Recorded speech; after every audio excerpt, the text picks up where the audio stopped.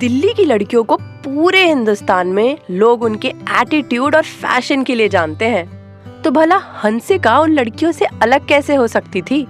उसमें भी फैशन और एटीट्यूड की कोई कमी नहीं थी। आज एक चमत्कार हुआ था।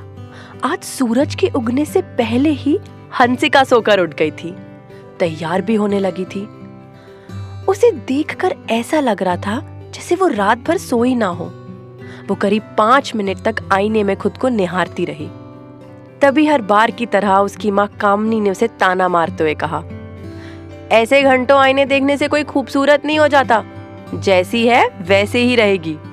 और हाँ, अभी तो रात ही है, अभी से क्यों तैयार हो रही है 10,000 की नौकरी पर जाने के लिए? हंसिका उन्हें जवाब देना चाहती थी कि उसके उस 10,000 से ही उनका घर चलता है, लेकिन सिर्फ उसने इतना कहा, सुबह हो गई है माँ। तेरी हुई होगी, मेरी सुबह नहीं हुई है अभी तक। ये कहकर कामनी फिर सोने अपने कमरे की तरफ जाने लगी। फिर अचानक रुककर उन्होंने दोबारा ताना मारा, वैसे इतनी जल्दी कहाँ जा रही है? तूने कहीं कोई बॉयफ्रेंड तो नहीं बना लिया?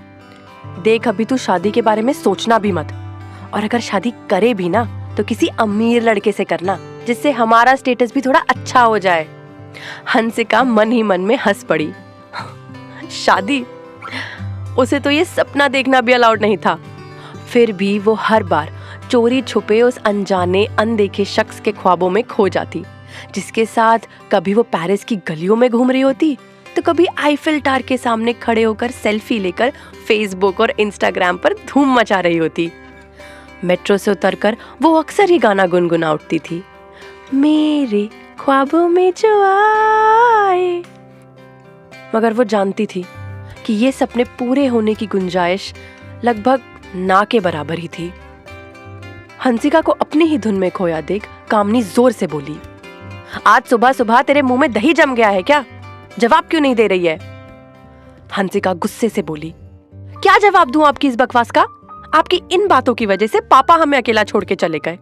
आपको मेरे भागने से डर लगता है, और आपका बेटा रात भर घर नहीं आया, उसकी चिंता नहीं हो रही है। कामनी ने कहा, शिवम लड़का है, लड़के दोस्तों के साथ मस्ती करते हैं, तू लड़की है, लड़कियों को अपनी हद में रहना चाहिए। हंसिका को उनसे ऐसे ही किसी जवाब की उम्मीद थी। उसने कामनी को रुखाई से जवाब दिया, मुझे तो पढ़ने नहीं दिया आपने, कम से कम उसे तो पढ़ने के लिए कहो। कामनी ने उसे फिर टोका, चल अब ज्यादा ज्ञान मत दे मुझे, मैंने तुझसे 5,000 रुपए मांगे थे ना, कहाँ है? हंसिका ने झुंझलाकर कहा, फ्रिज पर रखे हैं। ये कहकर वो घर से निकल गई। ऑटो रिक्शा में बैठकर अपने शोरूम की तरफ जाने के बजाय वो आज कीर्तिनगर मेट्रो स्टेशन की तरफ जा रही थी। दिल्ली आज भी रोजाना की तरह सुबह से ही रफ्तार पकड़ चुकी थी, लेकिन हंसिका के चेहरे पर आज रोज जैसी चमक नहीं थी। नहीं तो घर से निकलने के बाद वो खुद को आजाद समझती थी, उसके चेहरे पर खुशी आ जाती थी। आज जो वो करने जा रही थी उसे उसकी फिलहाल की परेशानियां तो दूर हो सकती थी, लेकिन वो इस बात से अनजान थी कि किस्मत उसके लिए कुछ और ही प्लान कर रही थी। कुछ ही देर में वो कीर्तिनगर से मेट्रो में सवार होकर करोल बाग की तरफ जाने लगी। हमेशा की तरह आज भी लड़कियों से घूर रहे थे, लेकिन वो उन पर ध्यान नहीं दे रही थी, नहीं तो वो अब तक घूरने वाले लड़कों को आड़े हाथों ले चुकी होती। उन्हें ऐसी बातें सुनाती कि वो दोबारा कभी किसी लड़की को घूरने की हिम्मत नहीं करते। आज उसके मन में बहुत उथल पुथल सी थी। उसे देखकर ऐसा लग रहा था जैसे वो किसी बड़ी उलझन में फंसी हुई है। करोल बाग पहुंचकर वो सीधा ओमेक्स मॉल चली गई। सुबह के 9 बज रहे थे। मॉल की शॉप्स अभी ढंग से खुली भी नहीं थी। उसने मॉल में एंटर किया ही था कि उसके फोन पर एक कॉल आया। दूसरी तरफ से एक आदमी बोला, 9 बज गए, तू अभी तक पहुंची नहीं? हंसिका बोली, पहुंच गई हूं, तुम कहाँ हो? उधर से आवाज आई, फूड कोर्ट। हंसिका जल्दी से लिफ्ट पकड़कर फूड कोर्ट पहुंच गई। उसने देखा वहां बहुत कम लोग थे। वहां अभी भी शॉप्स ठीक से नहीं खुली थी। उसने देखा कि एक आदमी फूड कोर्ट से मॉल के ग्राउंड फ्लोर की तरफ देख रहा था। उसने ब्लू जीन्स और ब्लैक टी शर्ट पहनी हुई थी। वो किसी गुंडे जैसा ही दिख रहा था। हंसिका जल्दी से उस आदमी के पास जाकर खड़ी हो गई। वो बोला, किसी को बताया तो नहीं? हंसिका ने कहा, नहीं, मेरा भाई तो ठीक है ना? उस आदमी ने कहा, जब तक तुम कोई गड़बड़ नहीं करोगी ना, तब तक उसे कुछ नहीं होगा। अगर तुमने कोई भी चालाकी की तो फिर उसे कुछ भी हो सकता है। वो अंधा भी हो सकता है, लंगड़ा भी हो सकता है, और हो सकता है कि मारा भी जाए। वो सब इस पर डिपेंड करेगा कि तू कितना कोऑपरेट करती है। ये कहकर उसने मोबाइल में उसके भाई का वीडियो दिखाया, जिसमें कुछ लोग उसके भाई को बेरहमी से मार रहे थे। ये देखकर हंसिका बहुत घबरा गई। वो बोली, मार क्यों रहे हो उसे? वो आदमी बोला, कोऑपरेट नहीं कर रहा था ना, तेरी तरह जिद्दी है ये भी। मुझे तो ये नहीं समझ आ रहा कि तुम दोनों इतने जिद्दी क्यों हो। मेरे भाई का दिल तुझ पर आ गया था। मैंने तुझसे कहा था कि उससे शादी कर ले, पर नहीं, तेरे ही नखरे कम नहीं हो रहे थे। हंसिका ने कहा, कैसे हाँ कर देती? मुझ पर बहुत जिम्मेदारियां हैं, मैं शादी नहीं कर सकती। पर अब तो तू हंसकर शादी करेगी उससे। पहले ही मान लेती तो ये सब करने की नौबत ही नहीं आती। ये कहकर उसने हंसिका को एक बैग दिया और बोला, सामने वाले स्टोर के चेंजिंग रूम में जाकर ये कपड़े पहन ले। ठीक 11 बजे मैरिज रजिस्ट्रार के ऑफिस के बाहर खड़ी रहना, भाई वहीं पहुंच जाएगा। कोई गड़बड़ करने की कोशिश भी मत करना। हंसिका ने उससे पूछा, मैं उसे पहचानूंगी कैसे? वो खुद तुझे पहचान लेगा। ये कहकर वो वहां से निकल गया। हंसिका ने उस आदमी की दी हुई ब्लू कलर की ड्रेस पहनी और मैरिज रजिस्ट्रार के ऑफिस के बाहर जाकर खड़ी हो गई। उसे वहां खड़े करीब आधा घंटा हो गया था, लेकिन वो आदमी अभी तक नहीं आया था जिससे उसे शादी करनी थी। वो मन ही मन दुआ कर रही थी, काश काश वो आए ही ना। हंसिका ने जिंदगी भर बहुत स्ट्रगल किया था। उसे लगता था कि शादी के बाद उसकी जिंदगी बदल जाएगी। वो अपने पति के साथ वो जिंदगी जिएगी जिसकी उसने सपने देखे थे। उसे नहीं पता था कि उसका ये सपना भी टूट जाएगा। उसे एक गुंडे से शादी करके जिंदगी भर आंसू बहाने पड़ेंगे।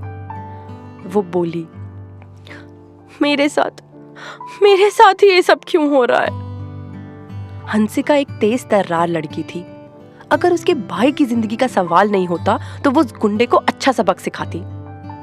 वो जब अपने भाई को लेकर परेशान थी और अपनी किस्मत को कोस रही थी, तभी उसके सामने एक मर्सिडीज बेंज आकर रुकी। कार इतनी खूबसूरत थी कि एक पल को उसके दिमाग से सारी परेशानियां गायब हो गई और उसकी नजरें कार पर जाकर टिक गई। मर्सिडीज में से एक बहुत ही हैंडसम लड़का बाहर आया, जिसकी उम्र करीब 30 साल होगी और हाइट 6 फुट। उसने ब्लैक कलर का सूट पहना हुआ था, आंखों पर ब्लैक शेड्स थे, चेहरे पर बहुत हल्की सी शेव थी। उसे देखकर हंसिका की आंखें खुली की खुली रह गई। वो मन ही मन बोली, कितना हैंडसम है ये, काश इससे मेरी शादी होती। पर नहीं, अपनी किस्मत में तो भगवान ने गुंडा लिखा है। वो ख्यालों में खोई ही हुई थी कि तब तक वो लड़का उसके सामने आकर खड़ा हो गया। हंसिका उसे पास खड़ा देखकर झिझक गई। वो लड़का बोला, चलिए शादी कर लेते हैं। ये सुनकर वो बहुत हैरान हो गई। उसे यकीन ही नहीं हो रहा था कि उस गुंडे का भाई इतना हैंडसम और अमीर है। अगर वो उसे प्रपोज करता तो वो पहले ही हाँ बोल देती। उसने मेरे भाई को क्यों किडनैप करवाया? सामने आकर भी तो मुझसे शादी के लिए बोल सकता था। हंसिका के मन में बहुत से सवाल थे। वो कुछ समझ ही नहीं पा रही थी कि तभी वो लड़का बोला, जल्दी चलो, देर हो रही है। ये कहकर वो उसका जवाब सुने बिना ही आगे बढ़ गया। हंसिका हड़बड़ाकर उसके पीछे पीछे चल दी। कुछ ही देर में उन दोनों की कोर्ट मैरिज हो गई। हंसिका को अब कोई अफसोस नहीं हो रहा था। वो सोच रही थी, चलो लड़का तो अच्छा है, मैं तो सोच रही थी कि गुंडे जैसा ही होगा। कुछ ही देर में उस शख्स का ड्राइवर आया और बोला, सर, गवाहों को पैसे देकर भेज दिया है, अब हम लोग भी चले? उसकी बात सुनकर वो अपनी मर्सिडीज की तरफ जाने लगा। उसी वक्त एक लड़का आया और उसने हंसिका का हाथ पकड़कर कहा, तुझसे कहा था कि ऑफिस के बाहर मिलना और तू यहाँ टहल रही है। चल, शादी का टाइम निकला जा रहा है। ये सुन हंसिका के पैरों से जमीन खिसक गई। उसने एक नजर गुंडे जैसे उस लड़के को देखा और फिर उस लड़के को देखा जिससे उसकी शादी हो गई थी। वो भी हंसिका की तरफ हैरानी से देख रहा था। उसका ड्राइवर और भी हैरान था। हंसिका और वो लड़का तुरंत समझ गए कि किसी कंफ्यूजन में उन दोनों की शादी हुई है, लेकिन अब कुछ नहीं हो सकता था। वो दोनों अब लीगली हस्बैंड वाइफ थे। गुंडे ने देखा कि हंसिका उसके साथ नहीं जा रही है, तो वो उसे खींचकर मैजिस्ट्रेट के रूम की तरफ जाने लगा। ये देखकर वो शख्स आगे बढ़ा। उसने जोर से उस गुंडे के गाल पर थप्पड़ मारते हुए कहा, हाथ छोड़ उसका, शी इज माई वाइफ। ये सुन हंसिका हैरानी से उसकी तरफ देखने लगी। वहीं गुंडा समझ गया कि हंसिका ने उसे धोखा देकर किसी और से शादी कर ली है। वो गुस्से से उसे बोला, अब तू इसका अंजाम देख, क्या होगा। 1 घंटे में उसके टुकड़े तेरे घर पहुंच जाएंगे। ये कहकर वो वहां से तेजी से निकल गया। हंसिका उसके पीछे भागने लगी। उसे कुछ मत करना, कोई कंफ्यूजन हुई है, मैं उसे डाइवोर्स लेकर तुमसे शादी कर लूंगी। मेरे भाई को कुछ मत करना, प्लीज प्लीज। वो उसकी कोई बात नहीं सुन रहा था, बस तेजी से आगे बढ़ता चला जा रहा था। हंसिका गिड़गिड़ा रही थी, रो रही थी। उसे समझ नहीं आ रहा था कि इतनी बड़ी गलतफहमी कैसे हो सकती है। उस अमीर लड़के ने उससे शादी ही क्यों की। वो गुंडे को पूरी कहानी बताना चाहती थी, पर वो कुछ नहीं सुनना चाहता था। वो गुस्से में वहां से आगे बढ़ा जा रहा था। हंसिका की आंखों के आगे अंधेरा छाने लगा। उसे अपने भाई की बहुत चिंता हो रही थी। उसे समझ नहीं आ रहा था कि वो अब उसे कैसे बचाएगी। गुंडा वहां से चला गया और वो वहीं जमीन पर बैठकर रोने लगी। तभी पीछे से आवाज आई, रोना बंद करो और खड़ी हो जाओ। रंजन कपूर की बीवी ऐसे सड़क पर बैठकर नहीं रो सकती। ये सुनकर उसने पलट कर देखा तो रंजन उसके सामने खड़ा था। उसके चेहरे पर कोई एक्सप्रेशंस नहीं थे। उसी वक्त उसका ड्राइवर दौड़ता हुआ आया। उसने रंजन से धीरे से कहा, सर बहुत बड़ी गड़बड़ हो गई है। उस लड़के का नाम भी रंजन कपूर है।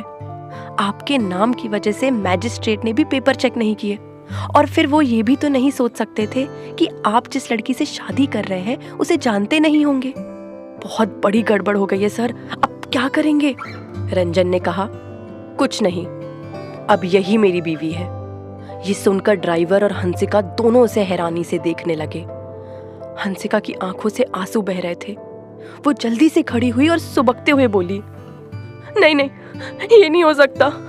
हमारी शादी गलती से हुई है, मैं आपको डाइवोर्स दे दूंगी। रंजन ने कहा, नहीं, अब ये पॉसिबल नहीं है। मैं तुम्हें कभी डाइवोर्स नहीं दूंगा। तुम मेरी ही बीवी रहोगी हमेशा। आप समझते क्यों नहीं हो, ये पॉसिबल नहीं है। आपको मुझे डाइवोर्स देना ही होगा, नहीं तो वो लोग मेरे भाई की जान ले लेंगे। ये कहकर उसने तुरंत उस आदमी को फोन मिलाया जो उसे मॉल में मिला था। फोन उठाते ही वो आदमी बोला, तूने जो आज गलती की है ना, उसकी सजा तेरा भाई भुगतेगा। उसकी लाश तेरे घर पहुंच जाएगी। जा, तू अपना हनीमून एंजॉय कर। हंसिका रोते हुए बोली, मेरे भाई को कुछ मत करना प्लीज। मेरी शादी गलतफहमी में हो गई थी। मैं उसे डाइवोर्स देकर तुम्हारे भाई से शादी कर लूंगी। उस आदमी ने हंसिका की बात खत्म होने से पहले ही फोन काट दिया। हंसिका के पैरों तले जमीन खिसक गई। उसे समझ नहीं आ रहा था कि जिंदगी उसके साथ कौन सा खेल खेल रही है। वो बस रोए जा रही थी। रंजन ने ड्राइवर से कहा, 1 घंटे के अंदर इनका भाई घर पहुंच जाना चाहिए। जी सर। ये कहकर ड्राइवर किसी से फोन पर बात करने लगा। वहीं ये सब सुन हंसिका हैरानी से रंजन को देख रही थी।